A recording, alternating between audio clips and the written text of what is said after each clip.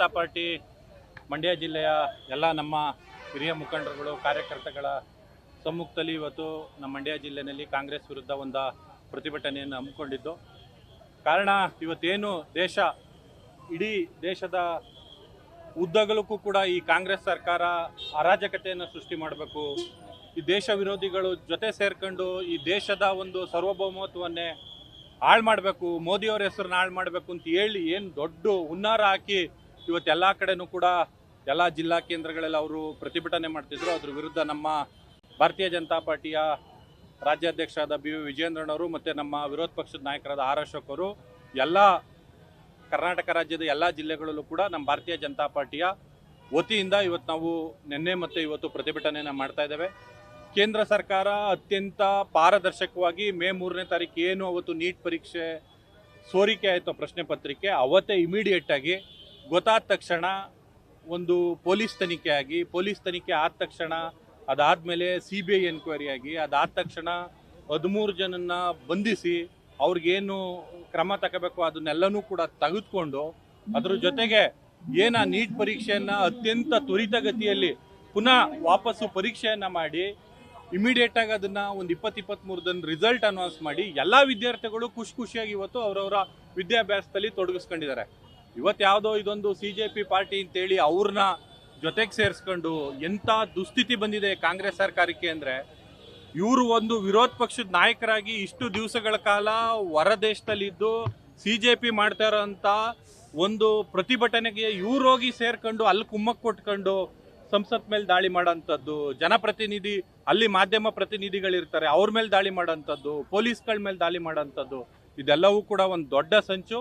ಇದ್ರ ವಿರುದ್ಧ ನಾವು ಏನು ಕಾಂಗ್ರೆಸ್ ಸರ್ಕಾರ ಮಾಡ್ತಾ ಇದೆ ಅದು ದೇಶ ವಿರೋಧಿ ನೀತಿ ಅಂತೇಳಿ ನಾವು ಇವತ್ತೆಲ್ಲವೂ ಕೂಡ ಪ್ರತಿಭಟನೆಯಲ್ಲಿ ನಾವು ಪಾಲ್ಗೊಂಡಿದ್ದೀವಿ. ಇವತ್ತು ನಮ್ಮ ಕೇಂದ್ರ ಸರ್ಕಾರ ಅತ್ಯಂತ ಮುಕ್ತವಾಗಿ ನೀವೇನಾದ್ರು ಚರ್ಚೆ ಮಾಡೋದಿದ್ರೆ ಬನ್ನಿ ಸಂಸತ್ ಅಧಿವೇಶನದಲ್ಲಿ ಚರ್ಚೆ ಮಾಡಿ, ನೀವೆಷ್ಟು ಕಾಲ ಅವಕಾಶ ನೀವು ಚರ್ಚೆ ಮಾಡಬೇಕು ಸಿದ್ಧ ಇದ್ದೀವಿ ಅಂತ ಕರೀತಾ ಇದ್ದಾರೆ. ಅದಕ್ಕೂ ಕೂಡ ಇವರು ಸಿದ್ಧರಿಲ್ಲ. ಅಲ್ಲೋಗಿ ಪ್ರಧಾನಮಂತ್ರಿ ಮನೆ ಮುಂದೆ ಕೂತ್ಕೊಳ್ಳೋದು, ಅಲ್ಲೋಗಿ ಏನೋ ಒಂದು ನಾಟಕ ಮಾಡೋದು, ಒಂದು ದೊಂಬರಾಟ ಮಾಡೋದು, ಈ ರೀತಿ ಮಾಡಿ ನರೇಂದ್ರ ಮೋದಿಯವರು ಏನು ಇವತ್ತು ವಿಶ್ವನಾಯಕ ಆಗಿ ಹೊರಹೊಮ್ತಾ ಇದ್ದಾರೆ.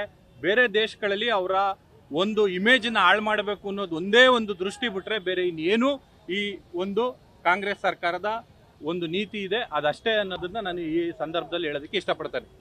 ಈ ನಮ್ಮ ರಾಹುಲ್ ಗಾಂಧಿ ಅವ್ರದ್ದು ಯಾಕೆ ಅಂತ ಹೇಳ್ತಂದ್ರೆ ಯುವಕರನ್ನ ಎತ್ಕಟ್ತಾ ಇರುವಂತವ್ರದ್ದು ಈ ಕಾಂಗ್ರೆಸ್ ಸರ್ಕಾರಕ್ಕೆ ಎಷ್ಟೋ ವರ್ಷಗಳಿಂದ ದೊಡ್ಡ ಚಾಳಿ ಬಂದ್ಬಿಟ್ಟಿದೆ. ಏನಾದ್ರೂ ಯುವಕರು ಹಿಂದೆ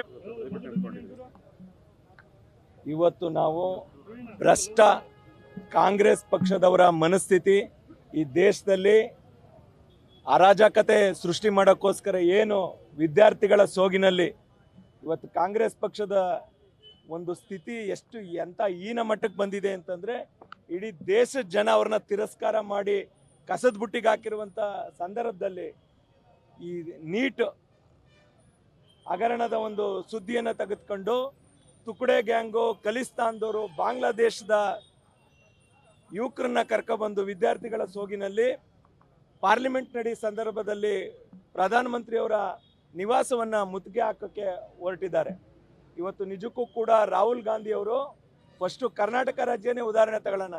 ಇಲ್ಲಿ ಬರ ಬಂದಿದೆ, ಒಬ್ಬರು ಕೃಷಿ ಸಚಿವರಿಲ್ಲ, ಇಲ್ಲಿಯ ವಿದ್ಯಾರ್ಥಿಗಳಿಗೆ ಒಬ್ಬರು ಶಿಕ್ಷಣ ಸಚಿವರಿಲ್ಲ, ಇಲ್ಲಿನ ಕರ್ನಾಟಕ ರಾಜ್ಯದಲ್ಲಿನ ವಿದ್ಯಾರ್ಥಿಗಳಿಗೆ ಸಿಗಬೇಕಾದಂಥ ಸವಲತ್ತು ಕೊಡಲಿಕ್ಕೆ ಒಬ್ಬರು ಶಿಕ್ಷಣ ಸಚಿವರಿಲ್ಲ. ರಾಜ್ಯದ ಬರ ಅಧ್ಯಯನ ಮಾಡಲಿಕ್ಕೆ ರೈತರು ತತ್ತರಿಸ್ತಾ ಇದ್ದಾರೆ.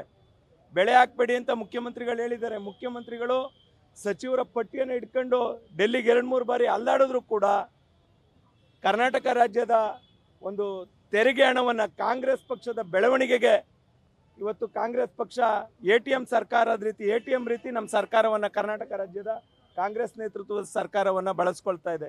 ಇಲ್ಲಿ ಫಸ್ಟು ಸಚಿವ ಸಂಪುಟ ಭರ್ತಿ ಮಾಡಿ ಸ್ವಾಮಿ, ರಾಜ್ಯದ ಜನತೆ ಸೇವೆ ಮಾಡಲಿ.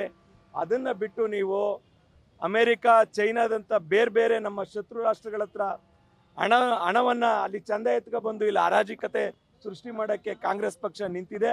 ಅದಕ್ಕೆ ಒಂದಷ್ಟು ಜನ ತುಕಡೆ ಗ್ಯಾಂಗ್ ಸಪೋರ್ಟ್ ಮಾಡ್ತಾರೆ ಅಂತ ಹೇಳಿದ್ರೆ ನಿಜಕ್ಕೂ ಕೂಡ ಕಾಂಗ್ರೆಸ್ ಪಕ್ಷ ತಲೆ ತಗ್ಗಿಸ್ಬೇಕು. ಭಾರತ ದೇಶದ ವಿದ್ಯಾರ್ಥಿಗಳು, ಜೆನ್ಸಿಗಳು ಯಾವತ್ತೂ ಕೂಡ ನರೇಂದ್ರ ಮೋದಿಯವ್ರ ಪರವಾಗಿರ್ತಾರೆ. ಸಾಲು 70 ವರ್ಷ ಹಗರಣಗಳ ಸಲೆಮಾಲೆಯನ್ನು ಯಾರು ಮಾಡಿದರೆ ಅದು ಕಾಂಗ್ರೆಸ್ ಪಕ್ಷ. ಇನ್ನು 70 ವರ್ಷ ಬೇಕು. ಅವರು ಈ ದೇಶವನ್ನು ಲೂಟಿ ಮಾಡಿದಾರಲ್ಲ, ಬ್ರಿಟಿಷ್ ಥರ ಕಾಂಗ್ರೆಸ್ ಪಕ್ಷದವರು ಲೂಟಿ ಮಾಡಿದಾರಲ್ಲ, ಅದನ್ನು ಸರಿ ಮಾಡೋಕ್ಕೆ ಇನ್ನೂ 70 ವರ್ಷ ಬೇಕು.